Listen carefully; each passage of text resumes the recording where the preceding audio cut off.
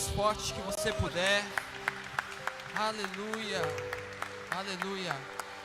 O Senhor tem sido bom conosco. Feche seus olhos. Vamos fazer uma oração. Amado Senhor, meu Deus, meu Pai, nós te louvamos, Jesus, por quem o Senhor é.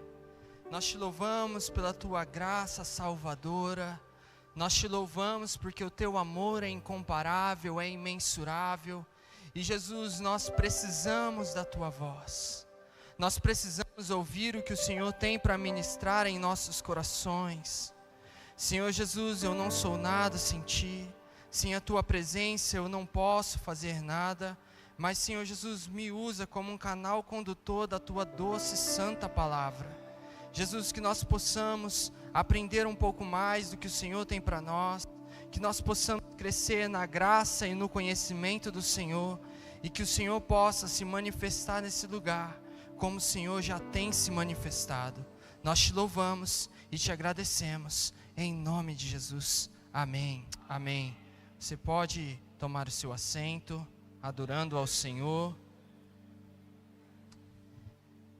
Queridos, para mim é motivo de muita alegria estar aqui podendo ministrar essa palavra, algo que Deus colocou no meu coração, e quero agradecer aqui aos meus pastores, o meu pai, que confiou em mim essa responsabilidade, e também dizer que hoje eu estou muito orgulhoso, porque para mim é motivo de muita alegria ver o pessoal que eu ando, com quem eu caminho, sendo tão usado por Deus.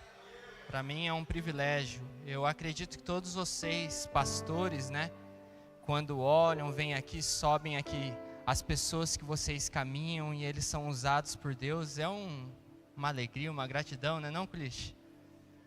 E eu fico extasiado com isso. Mas eu tenho certeza que Deus tem uma palavra para nós nessa noite. Queridos, como a Laurinha falou, né?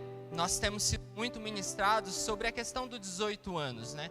18 anos traz uma ideia de maioridade. 18 anos traz aquela ideia de que, cara, não é mais menino. Agora se tornou um homem, se tornou alguém mais maduro, com discernimento maior. E quando eu estava pensando naquilo que eu iria ministrar, o Senhor me falou um pouco sobre isso também. E eu queria ministrar com vocês um pouco sobre isso. E Deus colocou uma coisa no meu coração, um tema para essa palavra, que é fora do alcance de crianças. E o porquê disso?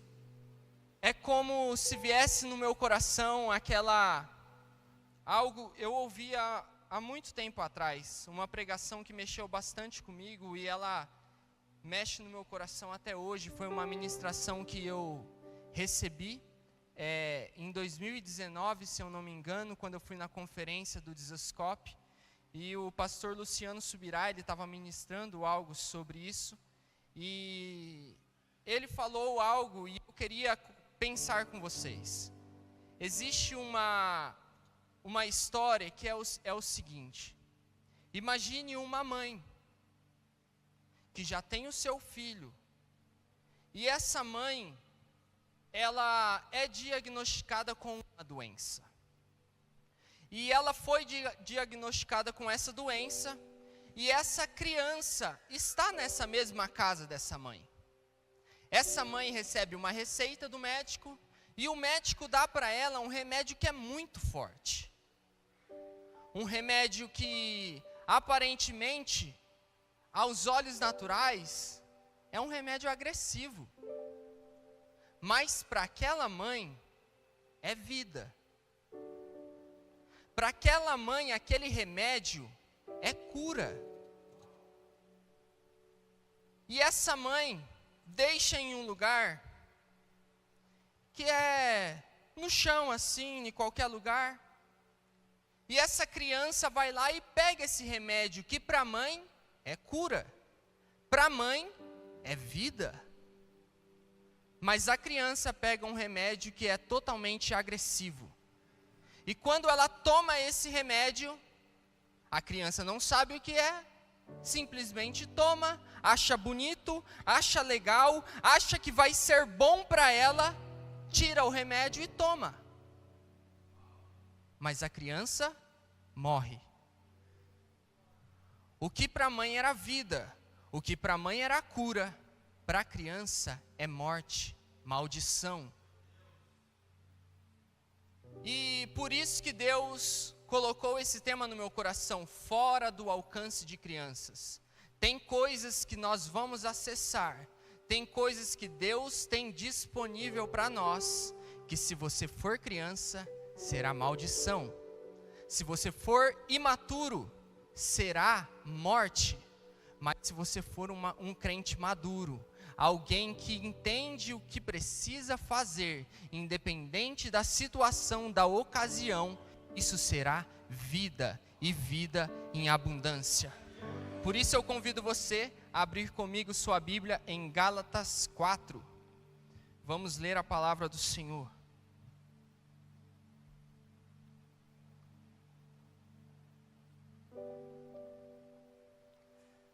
Gálatas 4, o verso 1 diz assim: Contudo afirmo que durante todo o tempo em que o herdeiro é menor de idade, ele em nada é diferente de um escravo, mesmo sendo tudo, mas está sujeito a tutores e administradores até o tempo determinado pelo Pai. Assim também, nós, quando éramos menores, estávamos debaixo de escravidão aos princípios elementares do mundo. Vindo, porém, à plenitude dos tempos, Deus enviou o seu Filho, nascido de mulher, nascido debaixo da lei, para resgatar os que estavam debaixo da lei, a fim de que recebêssemos a adoção de filhos. E porque sois filhos de Deus, Deus enviou em nosso coração o Espírito de seu Filho, que clama, Abba, Pai. Portanto, tu não és mais escravo, mas filho. E se és filho, és também herdeiro para a obra de Deus. Aleluia.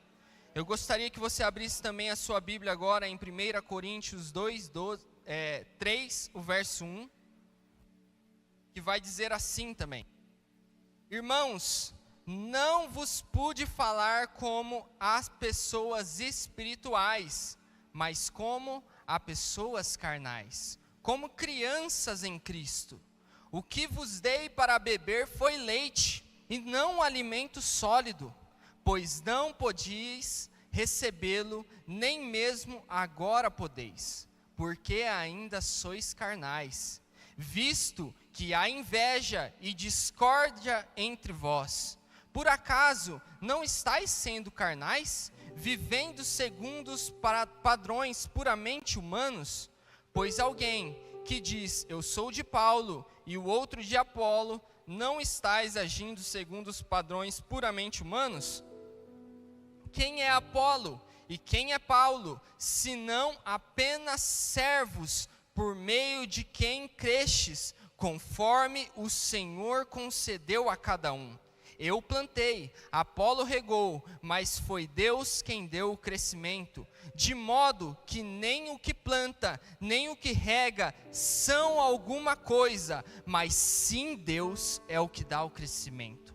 O que planta e o que rega trabalham com o mesmo propósito, e cada um receberá a sua recompensa segundo o seu trabalho, porque somos cooperadores de Deus, e dele sois lavroura e edifício. Amém?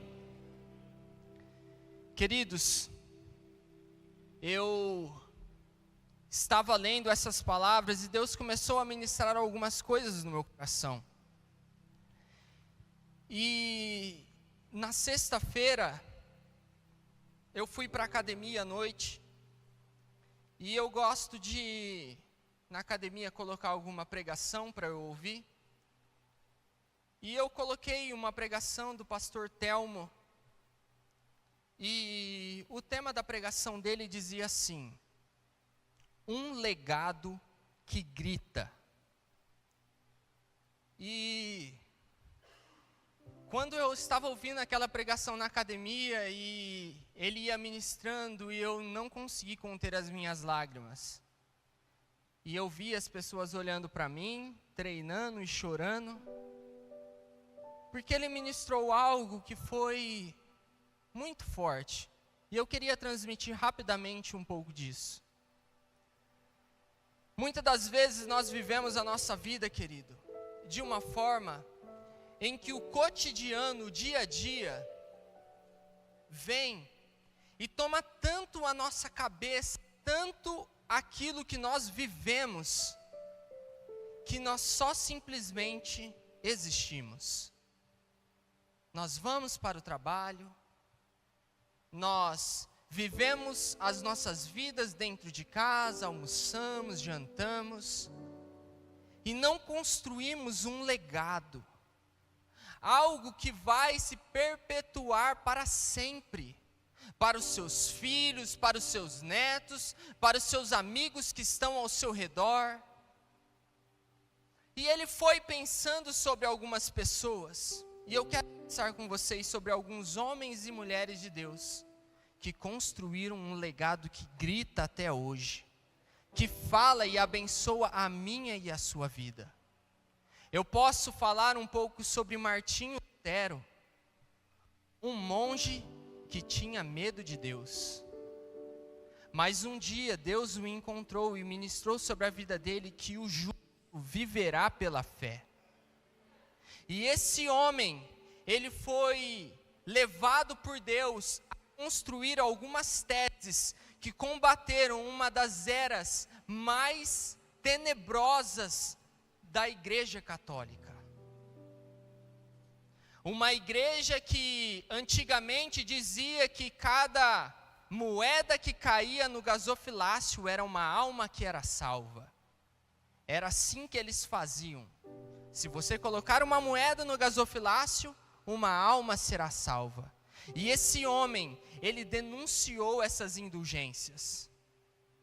Talvez você pode olhar para os dias de hoje, essas teologias da prosperidade. Compre um terreno no céu. Olha aqui um paninho que eu orei em Israel, isso vai te trazer a cura, compre isso. Você acha que não é um pouco do que existia lá atrás, na época de Martinho Lutero?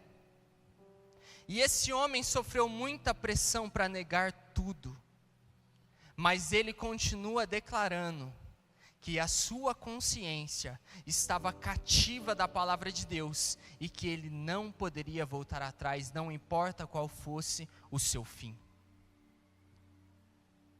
Homens como Savonarola, um frei que pregava sobre o arrependimento, um homem que ia nas ruas, nos lugares pobres, nos ricos, e pregava que eles deviam se arrepender dos seus pecados, se arrepender de tudo aquilo que eles viviam e precisavam deixar tudo para trás.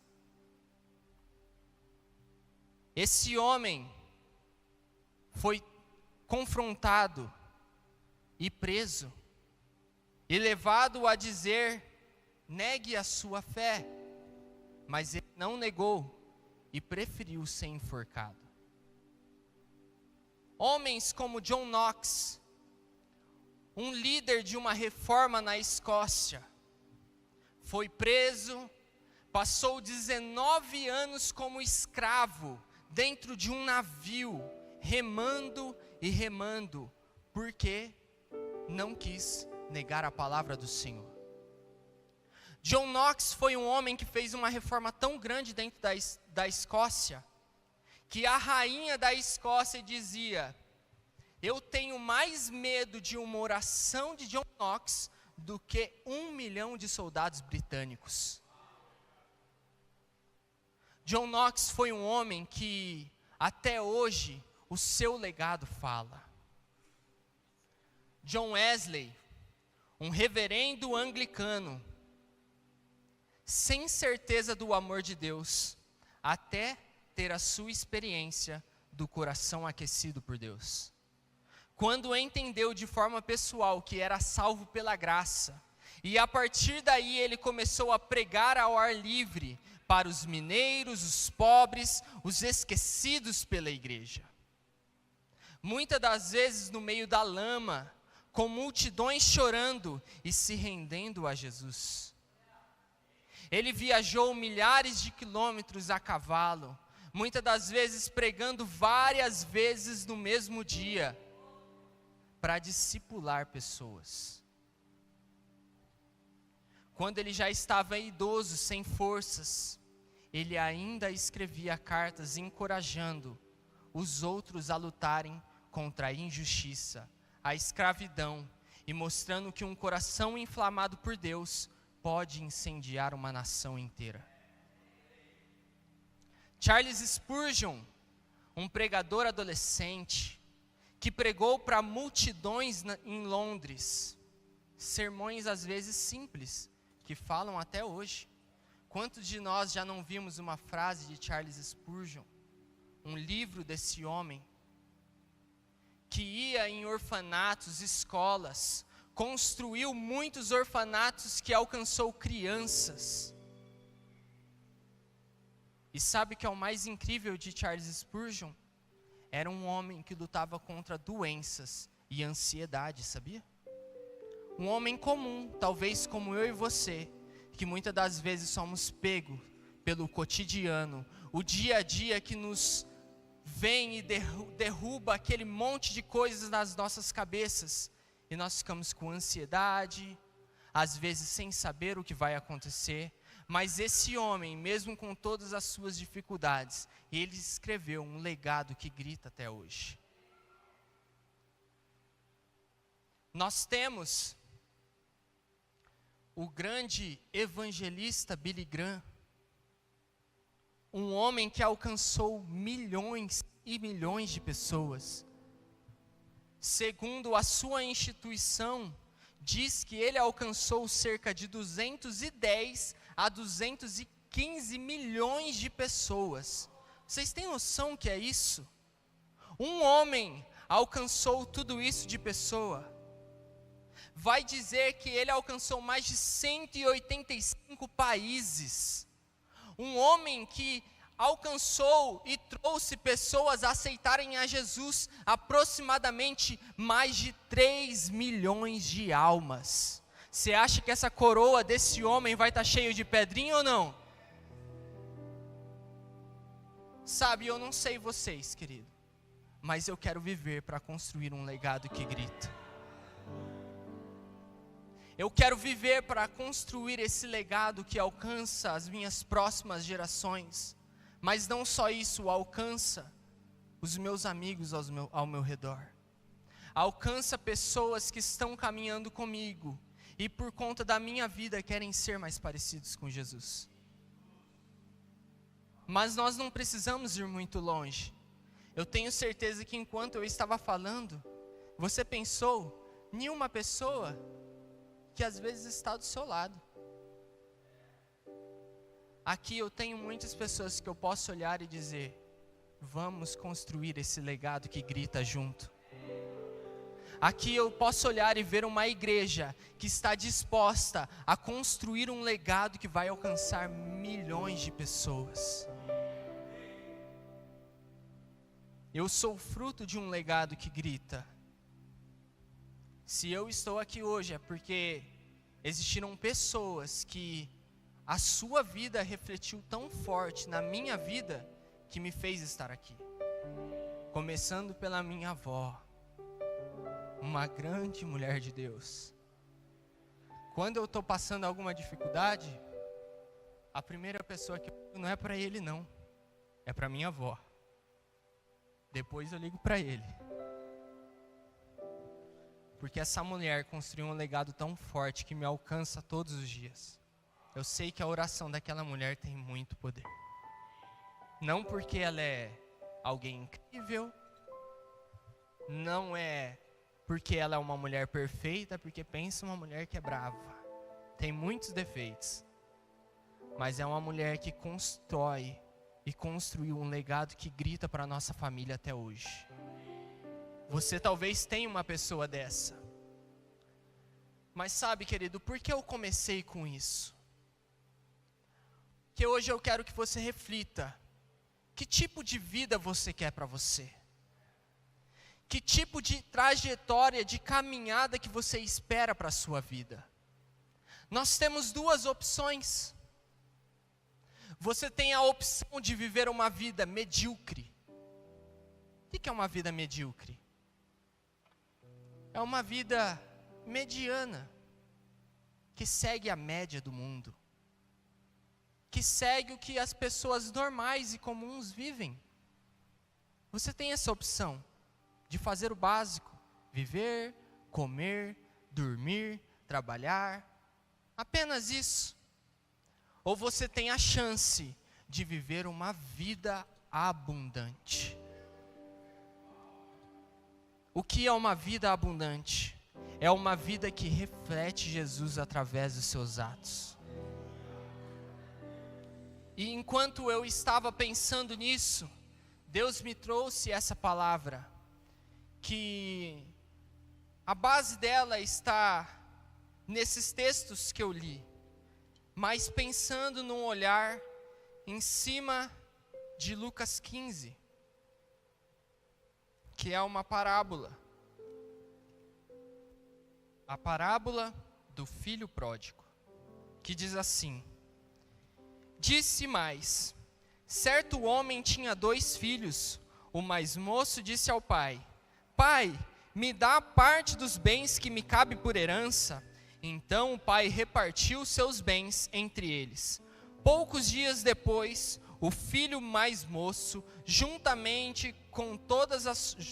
todas as suas coisas e partiu para um país distante. E lá desperdiçou os seus bens, vivendo de modo irresponsável. E depois de gastar tudo, houve naquele país uma grande fome, e ele começou a passar necessidade. Então se colocou a serviço de um dos cidadãos do país, e este mandou para os campos para cuidar dos porcos. Ele desejava encher o estômago com as alfarrobas que os porcos comiam, mas ninguém lhe dava nada. Ele, porém, caindo em si, disse: quantos empregadores do meu pai têm fartura de comida e eu estou aqui passando fome? Vou me levantar e irei até o meu pai e lhe direi: pai, pequei contra os céus e contra ti. Não sou mais digno de ser chamado teu filho. Trata-me como um dos seus empregados. E levantando-se foi para com seu pai. Estando ainda longe, seu pai o viu e o encheu de compaixão. E correndo, lançou-se ao seu pescoço e o beijou. E o filho lhe disse: pai, pequei contra o céu e contra ti. Não sou mais digno de ser chamado teu filho. Mas o pai disse aos servos: trazei depressa a melhor roupa, e vestindo, pondo-lhe um anel no seu dedo e sandália nos teus pés, trazei também o melhor bezerro e matai, comamos e alegramo-nos, porque este meu filho estava morto e reviveu, havia se perdido e foi achado, e começaram a se alegrar. Sabe, querido, sem a maturidade é impossível nós alcançarmos as promessas do Senhor. Deus, Ele não quer encher vocês de bênção só por encher vocês de bênçãos, de conquistas. Não. Ele quer amadurecer vocês para que possam sustentar aquilo que Ele vai derramar. A bênção sem Deus, como eu disse, a história daquela mãe, é maldição. E nós vimos isso. Um menino, um garoto, que vivia na casa do seu pai, tinha tudo, mas pediu a sua herança. Pediu uma bênção que ainda não era a hora. pediu algo para o seu pai, em quem aquele menino não estava preparado. Nós sabemos, quando que a herança é compartilhada? Quando o pai morre. Isso foi um ato de desonra. Esse filho, ele queria os recursos do pai, mas não queria o processo de maturidade. Ele não queria estar perto do coração do pai. Ele só queria a bênção. Ele só queria o milagre. Ele só queria a provisão. E eu quero que você entenda uma coisa, querido. Há coisas que você ainda não acessou. Não é porque Deus não te ama, mas é porque Ele te ama demais para permitir que essa bênção se torne maldição na sua vida. A maturidade é quando nós paramos de exigir o agora e começamos a dizer: Pai, prepara o meu coração e depois libera para mim o que o Senhor tem. Esse jovem, ele sofre com a bênção antecipada. Ele sofre com a provisão antecipada. Olha o que a palavra diz: partiu para um país distante. Sabe qual que é a primeira coisa que a bênção antecipada faz? Te distanciar do Pai. E lá desperdiçou os seus bens, vivendo de maneira irresponsável. Quando nós vamos para longe do Pai, essa bênção que é maldição nos afasta dele. E nós passamos a ter atitudes, a ter alguns atos que são atos irresponsáveis. Atos que nos afastam de Deus. Mas como Deus é lindo. Porque a palavra vai dizer assim: e depois de gastar tudo, houve naquele país uma grande fome, e ele começou a passar necessidade. Às vezes, a necessidade que eu e você passamos é o deserto educacional de Deus. Não reclame quando Ele te levar para o deserto, querido. Se Ele te levou para o deserto, é porque tem aspectos na sua vida e na minha vida que precisam ser trabalhados. Esse menino vai passar a viver uma coisa que talvez ele nunca esperou. Imagine essa palavra sendo pregada naquela época por Jesus. Jesus disse que esse menino vai cuidar do quê? Porcos. Nós sabemos qual que era a tradição daquela época. O que era o porco para aquela nação? O que era considerado o porco para o povo de Israel? Um animal impuro, um sinal de desgraça. Deus coloca isso não é à toa, querido. Ele precisava ensinar uma palavra para esses judeus. Sabe por quê? A crise, a necessidade, foi o lugar em que Deus mudou a mente dele. A dor virou escola de maturidade. Por isso que o deserto, eles são aprendizados para nós. Eu lembro até dessa pregação que eu falei para vocês, da conferência que eu fui. O Luciano Subirá, ele estava contando um pouco da escola dele. E disse que o seu filho, quando completou 18 anos, ele foi para fora do país para estudar teologia em uma escola bíblica. E o seu pai fez algo que foi diferente. Seu pai chegou para ele e falou assim: ó, filho, você quer casar cedo, não quer? Ele queria casar cedo. você está indo para um país que quando a gente converte, a moeda não é nada. Como que você vai fazer? Aí ele falou assim, pai, eu tenho meu trabalho que eu faço. Aí o Luciano olhou para ele e falou assim, tá, isso é 1/3 daquilo que você precisa para viver. Pai, eu tenho um outro irmão que abençoou a minha vida e vai ser um mantenedor do meu ministério. Ok? Isso que ele está dando para você é 2/3 daquilo que você precisa.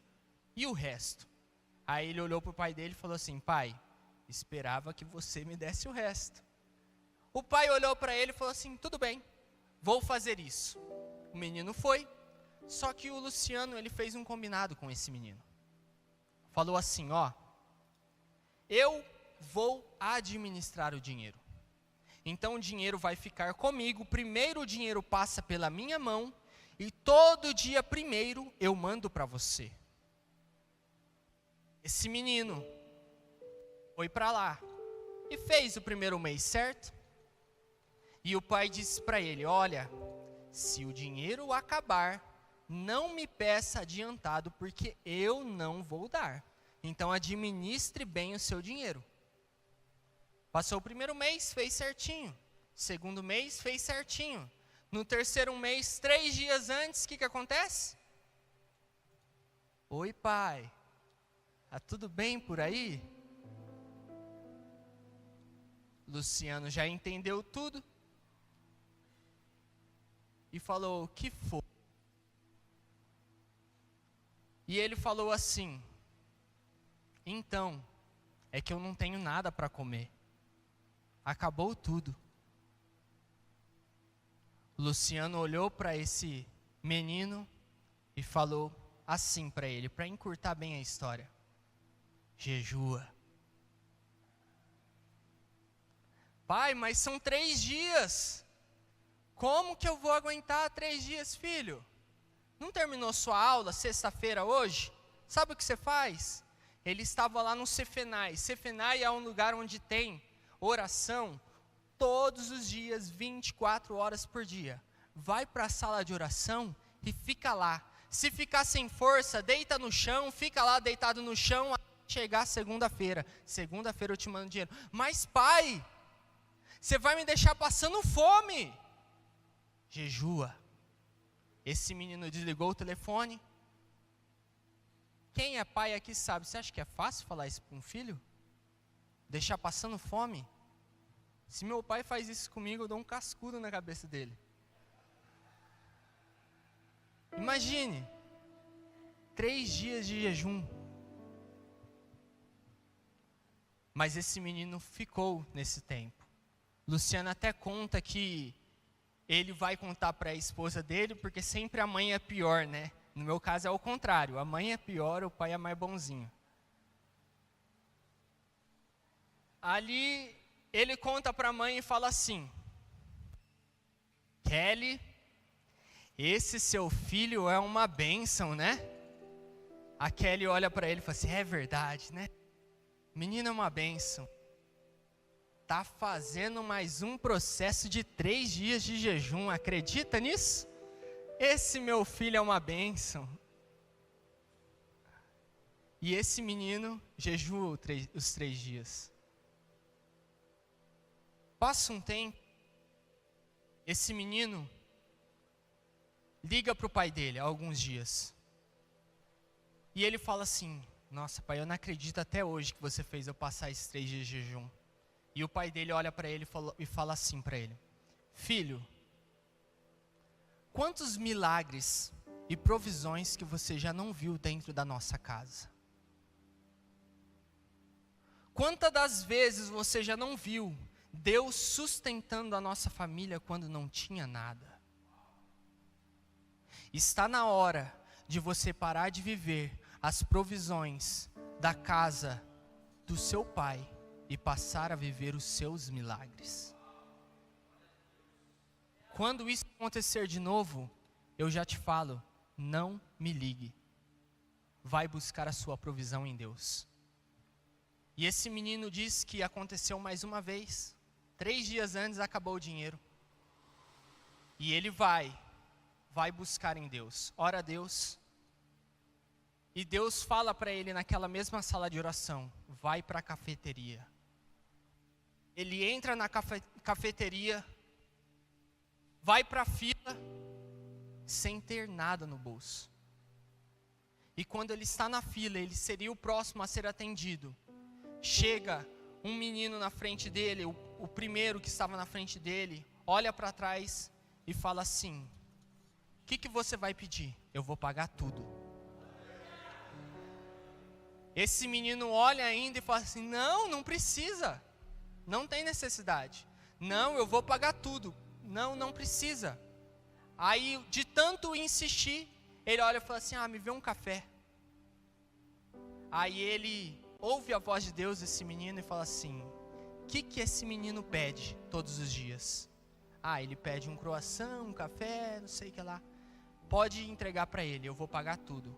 Além de pagar tudo, ele pega um dinheiro que ele tem e ainda coloca no bolso do Israel. O Israel liga para o Luciano alguns tempos depois e fala assim: pai, obrigado pelo processo que o Senhor me fez passar. Porque hoje eu vivo os milagres de Deus todos os meses da minha vida. Agora, quando eu estou sem dinheiro, eu nem vou para a sala de oração, eu vou direto para a cafeteria, porque eu sei que Deus vai prover. É um processo de ensinamento, querido. Deus, Ele prepara as nossas vidas no deserto. Os desertos, eles são ensináveis. Talvez você chegou aqui, nessa manhã, passando por um tempo de dificuldade, passando por momentos difíceis, mas aprenda que esse processo é um processo que vai te preparar para você viver as bênçãos dos céus. Porque quando a bênção de Deus ela vem, ela não vem de qualquer forma. A bênção de Deus vem assim, trazei também o melhor bezerro. Trazer também o melhor bezerro. Não é qualquer um. Deus, Ele não trabalha com qualquer coisa, querido. Deus, Ele não trabalha com pouco, Ele trabalha com o melhor. Deus, Ele tem o melhor para minha e para a sua vida. Deus tem a provisão que não é simples. Deus, Ele tem algo que é sobrenatural, algo que vai além daquilo que pedimos ou pensamos, porque o nosso Deus é o Deus do extraordinário. Esse é o Deus que eu e você servimos, querido. Sabe?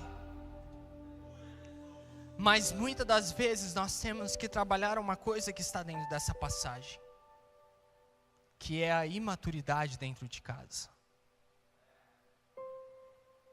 Muitas das vezes nós não estamos como o filho pródigo, mas nós estamos como o irmão mais velho.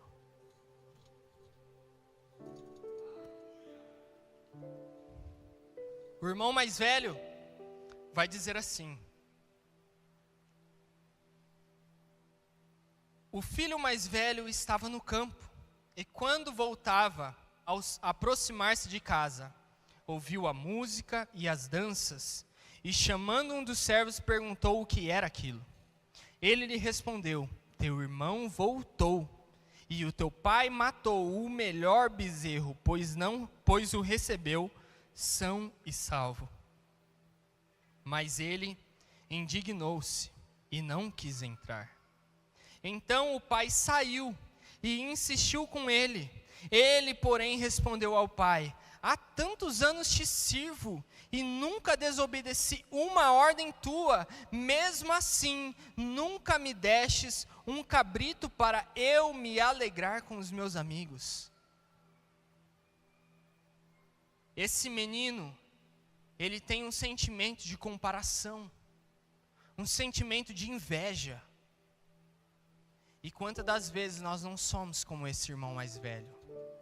Vemos a bênção do nosso lado, e ao invés de nos alegrarmos com o nosso próximo, com o nosso amigo, nós olhamos para nós, para o nosso umbigo aqui, e falamos assim: Deus, por que não comigo? Por que não para mim?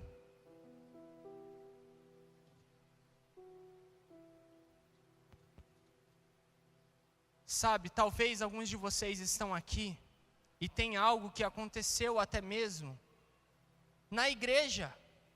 Um irmão te feriu. Um irmão machucou você. Mas eu gosto de uma história que aquilo que nos fere, aquilo que nos machuca, é como se uma cobra viesse e te picasse. Você tem duas alternativas, ser imaturo ou maduro. Você tem a alternativa de ir atrás dessa cobra e pisar na cabeça dela, matar ela e continuar com o veneno correndo pelas suas veias. Ou você pode entender que não é a cobra que precisa de tratamento, mas é você que precisa tirar o veneno de dentro de você e se curar. Sabe, querido, não existe igreja perfeita. Se você quer a igreja perfeita, lamento, pode ir embora dessa, porque essa não é uma igreja perfeita. Não existe pastores perfeitos. Se você quer um pastor perfeito, sinto lhe informar que esses dois que estão aqui sentados na frente, eles não são perfeitos. Se você quer irmãos como eu, como você, que sejam perfeitos, que não vão te machucar, desculpa, eu não sou essa pessoa, porque nós somos falhos. Mas algo que Deus tem falado muito no meu coração, é que nós precisamos aprender a lidar com pessoas imperfeitas.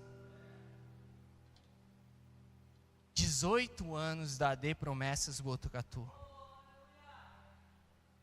O ano da maioridade. Existem coisas que não são mais para as crianças. Assim como Paulo ministra naquele texto aos Coríntios. Vejo que há inveja entre vocês. Vejo que há discórdia entre vocês. Deus, ele não quer mais entregar o leitinho para você. Deus, ele tem algo sólido para mim e para a sua vida. Deus, ele tem algo concreto para as nossas famílias. E está na hora de nós não vivermos mais como esse menino, esse irmão mais velho. Porque olha o que Jesus vai dizer nessa parábola. Chegando, porém, este filho que desperdiçou os teus bens com prostitutas, matastes para ele o melhor bezerro? Mas o pai lhe disse: filho, tu sempre estás comigo, e tudo o que é meu é seu. Querido, o que Deus ele tem preparado para mim e para a sua vida já é nosso. O que Deus ele tem preparado para as nossas casas já chegou, já é nosso. Só basta nós alcançarmos pela fé, pela maturidade que está em Cristo Jesus. Jesus ele já tem algo para nós. Jesus ele já preparou, porque tudo é nosso.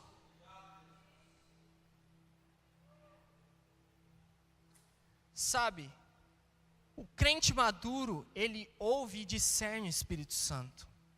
Ele entende o que Deus tem para ele.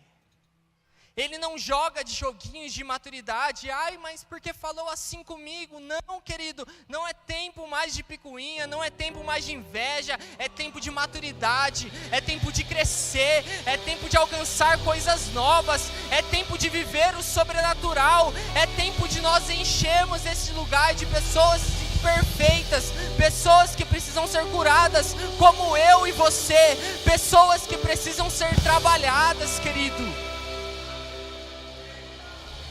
Nós precisamos viver a plenitude do que Deus tem para nós. Sabe, quando eu olho para a palavra de Deus, eu vejo aquele diálogo entre Jesus e aquela mulher Ciro-fenícia. Eu vou ser sincero para vocês. Toda vez que eu li essa palavra, eu às vezes não me conformava. Eu falei assim, mas gente, como Jesus fala assim com essa mulher? Essa mulher estava pedindo cura para sua filha. Por que Jesus trata essa mulher assim? Mas enquanto eu estava meditando nessa palavra, Deus me fez pensar que é os desertos. Às vezes nós ouvimos coisas que nós não gostamos. Às vezes Deus ele precisa ser duro conosco. Às vezes Deus precisa trabalhar de uma forma que machuca. A ferida, ela precisa ser tratada e dói.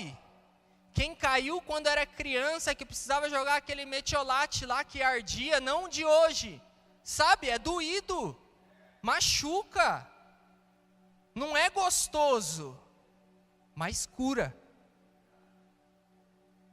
Jesus, ele vai dizer que ele se dirige para essa região de Tiro e Sidom. Essa região de Tiro e Sidom era a região onde ficavam os fenícios. É a terra onde Deus olhou para Josué e falou assim: Josué, você deveria ter ido mais longe. É a terra em que estavam os povos que eram inimigos do povo de Israel. Era a terra onde esses fenícios vendiam os israelitas como escravo. Era um povo que era inimigo histórico de Israel. Quando Deus chama essa mulher de cachorrinhos, porque Deus vai dizer assim para ela: não é justo que eu tire dos filhos são quem? O povo de Israel. Não é justo que eu tire do meu povo, o povo escolhido por mim, e dê aos cachorrinhos, você, uma cirofenícia. Jesus, ele trabalha no coração dessa mulher. Primeiro, ele finge que não escuta ela. Imagine você ficar falando: Culiche, Culiche, Culiche, ô Culiche, me ajuda, Culiche, me ajuda. E o Culiche está assim, ó. É legal isso, querido? Jesus faz isso com essa mulher.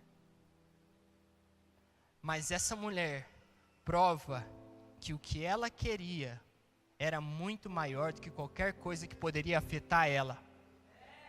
Essa mulher prova que o que ela queria, aquilo que ela precisava alcançar em Deus, ela poderia ser tratada como um cão. Mas ela sabia que mesmo os cães, quando caem as migalhas da mesa do Pai, até nas migalhas, a cura, a milagre, a libertação. Sabe o que essa mulher provou para Jesus?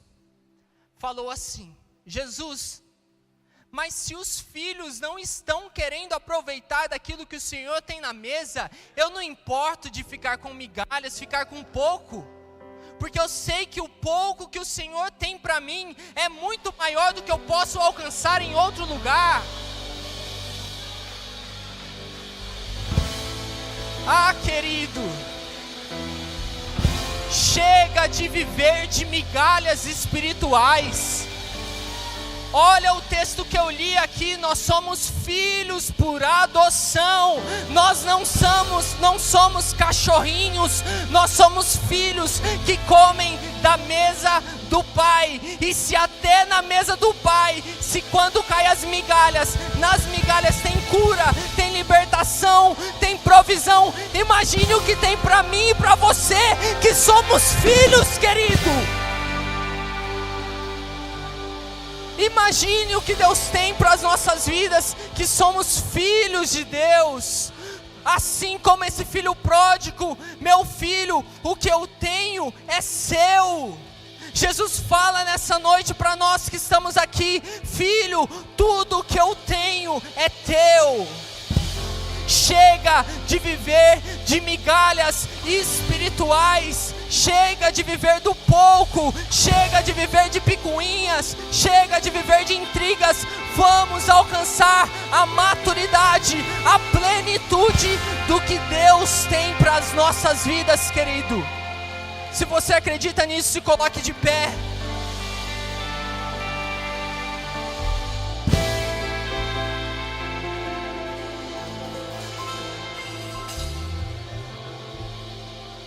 E eu queria que você ficasse com essa palavra. Deus está nos levando a um novo nível de igreja, de ministério.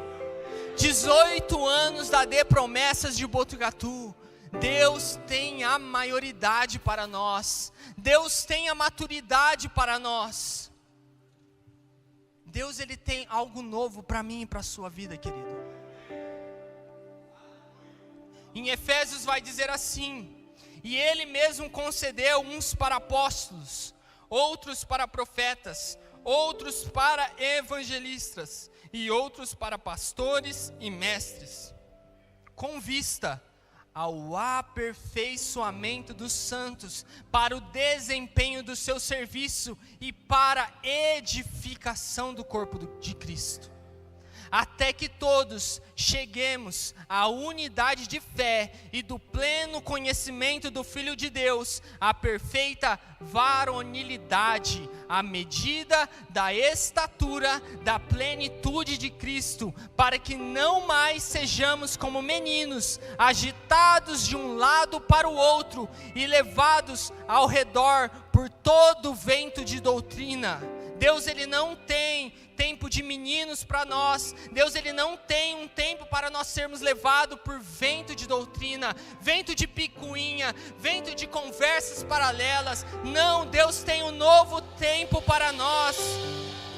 Mas seguindo a verdade em amor, cresçamos em tudo naquele que é cabeça, Cristo, de quem todo o corpo bem ajustado, todo o corpo bem ajustado e consolidado pelo auxílio de toda junta, segundo a justa cooperação de cada parte. Não é da minha parte, é de cada parte, é da sua parte, é da sua parte, é da minha parte. Efetua o seu próprio aumento para edificação de si mesmo, em amor. Queridos, Deus tem um novo tempo para nós, um tempo de amor, um tempo de maturidade. E essa palavra é para todos nós que estamos aqui. Essa palavra tem me confrontado muito, primeiramente. E eu queria que nesse momento, nós como igreja do Senhor, levantássemos um clamor aqui, pedindo para que Deus traga a maturidade para os nossos corações, para que Deus traga a maioridade celestial para as nossas vidas, para que Deus nos leve para esse novo tempo, um tempo de conquista, um tempo de viver a plenitude do que Deus tem para cada um de nós. Feche seus olhos e ore comigo, querido. Vamos pedir por isso, vamos clamar sobre isso. Amado Senhor Jesus, nós levantamos a nossa voz, nós declaramos quem o Senhor é nessa manhã. Jesus, nós declaramos que é pelo Senhor e com o Senhor que nós alcançamos todas as coisas. Jesus, nós não queremos viver como meninos que apenas quer receber leite, mas nós queremos viver, Jesus, uma vida que recebemos, Senhor Jesus, o alimento sólido que o Senhor tem para nós, uma igreja madura, uma igreja que vai viver no íntimo, uma igreja que alcança coisas novas, tempos novos. Jesus, nós não queremos ser como esse filho pródigo que foi para fora, foi viver irresponsavelmente, mas nós queremos viver como os filhos que seguem o coração do Pai, que seguem a voz do Pai e vivem a plena maturidade do que Deus tem para nós. Isso não está fora do nosso alcance, pois nós não somos crianças, nós somos homens e mulheres maduras, dispostos a viver a plenitude do que o Senhor tem para nós. E se você acredita nisso, aplauda o mais forte que você puder ao Senhor. Aleluia, aleluia.